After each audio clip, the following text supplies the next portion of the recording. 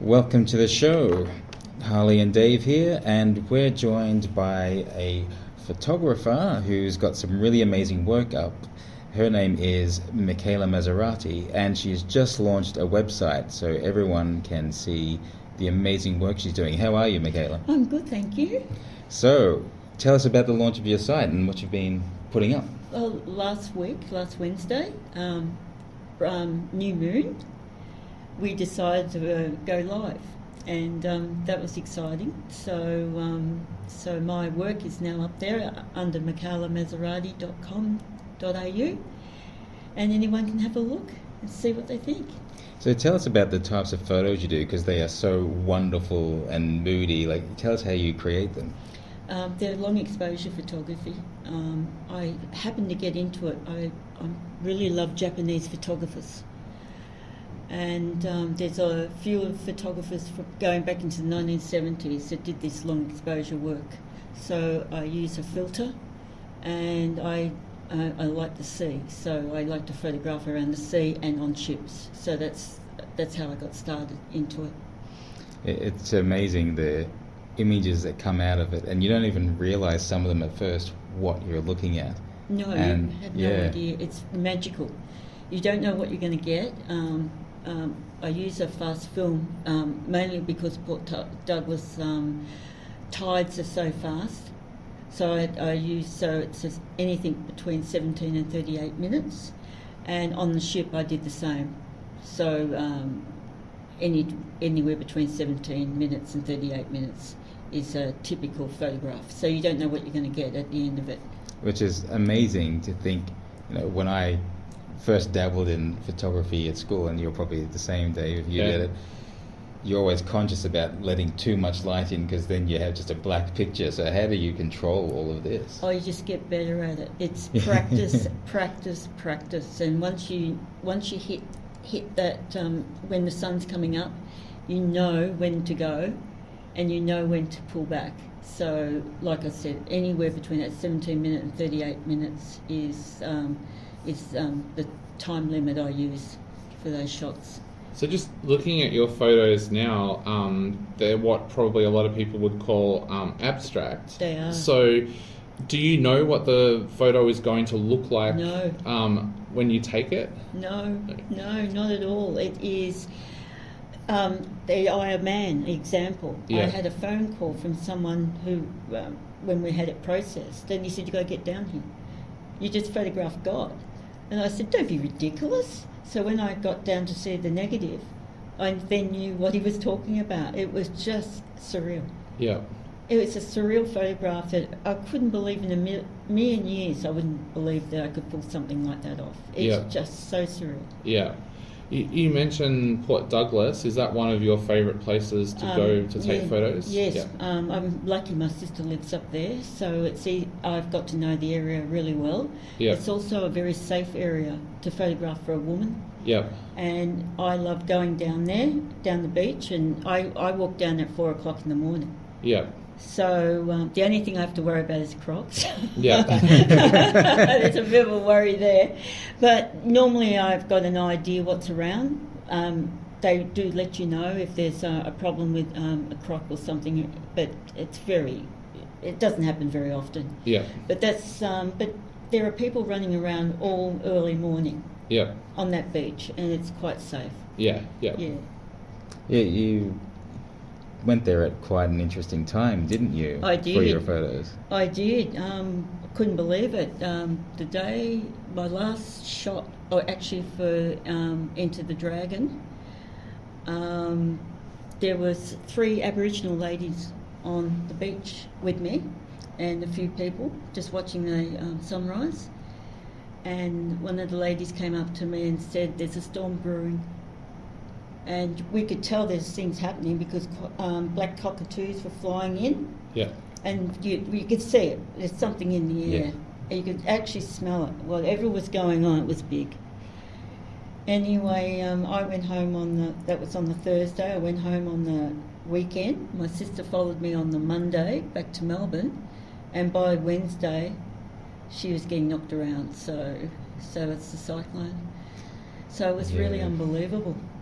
So You dodged that one, I but dodged I think the timing must have been perfect for your shots or something, whatever was happening. Oh, it was beautiful. That Yeah. last week, I had a couple of good days, but that last week was unbelievable. You can see it in the shots, the negatives. Absolutely can. There's some of them have like a moody feel, whereas some also incorporate something kind of ethereal, which is why I guess the processors were saying you photograph God because there's this amazing light doing weird things, and the feel. I don't know how else to describe it. It's quite out there. You're not just.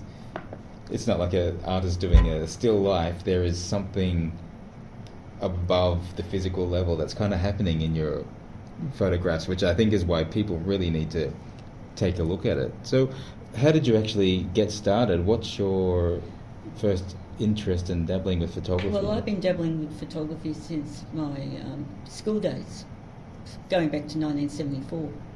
And I always wanted to be a studio artist, basically. Yeah. So I was interested in fashion and all the things that most girls are into. But I found it just didn't work. It just didn't work for me. And as years went on, I was in advertising. So I had a background in advertising, so I got to play in the field anyway.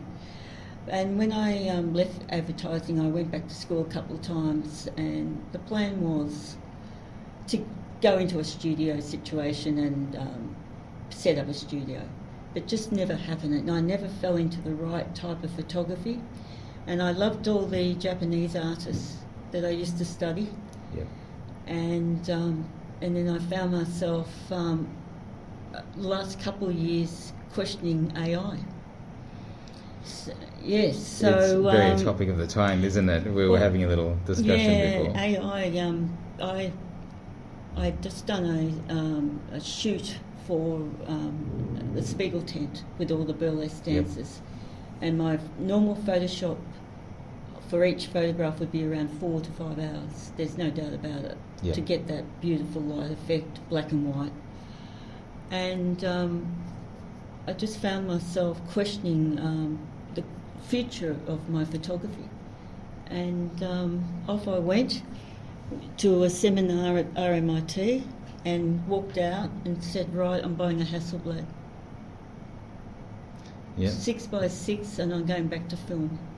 And it's all as presented. It's not no Photoshop after that, because it's all on film. So it took me 3 years to get to know that camera backwards, forwards. I've got a balcony at home in Gippsland where I would just sit, because the house is facing east, and that camera would sit every morning, doesn't matter day or night, would sit east so I could practice my timing. And I did that for nearly 3 years. Wow. Yeah. It's certainly paying off. You also mentioned that your love for Japanese artists as well, and I've noticed that one of your collections is a Shibari collection. Is that what kind of sparked the interest in doing that collection as well? Yes, it was a photographer named Aki. Yep. And Aki's work is well known all over the world. I mean, he blurs the lines, I know, but he's naughty. Artist. However, I love his work. He's a master. Yeah. A total master, and that gives me ideas, but I'm also very fond of Robert Mapplethorpe's work as well. So I was trying to combine the two between Robert and Aki, and get into, and I hope to do more of that work too in the future, For people out there that aren't as versed on photography as you are, in film you notice you can normally tell which country a film has come from for the way that it's directed or the way that it's shot. Can you tell that as well with photography? Like, do photographers from certain countries have something that kind of differentiates them from, say, an American photographer or a British photographer?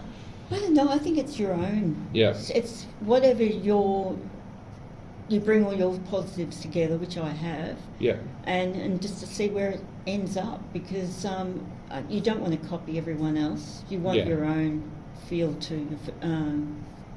I just wanted to create my own, and it's taken me nearly 60 years to do that.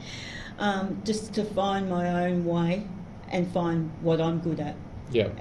But using all the history that's available for me to learn from too. Yeah. So a lot of it, that's what it is. study history. I still research today. Yeah. Photographers even going back to Japan probably at the start of the century. Yeah. Yeah. For other people who love photography who are going into study, because you've done a few years of studying it now, any advice you'd want to give to them from your experience? Find your own way. Yeah. Don't copy people. Don't get caught up in... I mean, you've got to learn things in studio or sporting photography or whatever you're keen on, but you still got to find your own way. And I think once you find your own way, it all comes together. Yeah. And for me, it's only come together in the last 5 to 10 years. So it's a long process, photography. It's not something you pick up today and say, right, I'm a fabulous photographer. Yeah. It takes time and a lot of effort and a lot of practice and a lot of wasted film. Yeah. I suppose you could argue it takes a lifetime to kind of build your personality, and I guess that's what you're doing through your art, your photography. Yeah. Is that so? Yeah, it's definitely coming through. I encourage everyone to go to michelamaserati.com.au, check out the pictures she has. They're available for sale as prints as well, especially if you have a nice home. We were saying they would look fantastic in a large format mounted somewhere. I highly encourage people to take a look. Any final words you want to say? Think of Rothko. I'm really crazy about Rothko's work, and one of the things when you stand in the gallery and see Rothko's work for the first time is how big it is. Yep. And that's how I want to present my work to the world. One of my pictures is actually called the Rothko Effect, and it was taken off a ship, off the balcony, and it's over an hour and a half and of long exposure. And that's how I want to present my work, large. You've had a long exposure to it, and now you're coming in large. Yeah. It's work well done.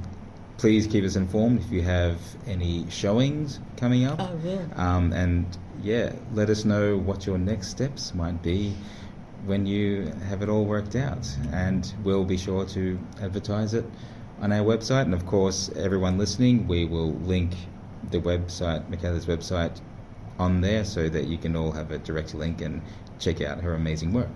Thanks for joining us. Thank you, guys.